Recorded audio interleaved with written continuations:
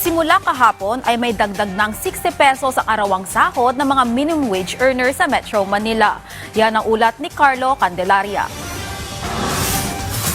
Epektibo na simula nitong Sabado ang unang bahagi ng 85 pesos na aumento sa minimum wage sa Metro Manila. Ibig sabihin, may dagdag ng 60 pesos ang arawang sahod ng mga minimum wage earners sa ilalim ng unang tranche ng wage hike. Dahil dito, aakyat sa 755 pesos mula sa 695 pesos ang arawang minimum wage ng mga manggagawa sa non-agriculture sector. Samantala mula naman sa 658 pesos magiging 718 pesos ang minimum na arawang sahod ng mga manggagawa sa agriculture, mga establishmentong nasa service at retail sector na may 15 o mas mababang empleyado at mga manufacturing firm na may mas mababa sa 10 regular na manggagawa.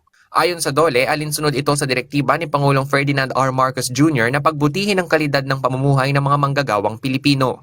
Tinatayang mahigit 1,100,000 minimum wage earners sa Metro Manila ang makikinabang sa pinakamalaking wage hike na naitala sa rehiyon. Paalala ng DOLE sa mga employer na mahigpit na sumunod sa ipinatupad na wage order dahil ang hindi pagsunod ay may kaukulang parusa sa ilalim ng batas. Hinikayat din ni Tolentino ang mga employer at mga manggagawa na utasin ang posibleng wage distortion o pagkakalapit ng sahod ng mga dati ng mas mataas ang kita sa pamamagitan ng collective bargaining agreements.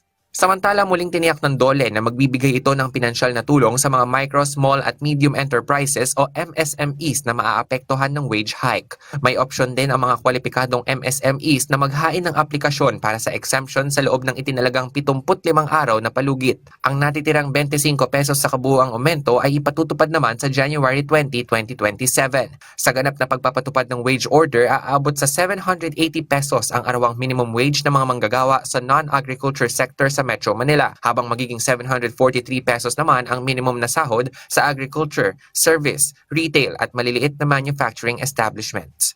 Carlo Candelaria para sa Bayan.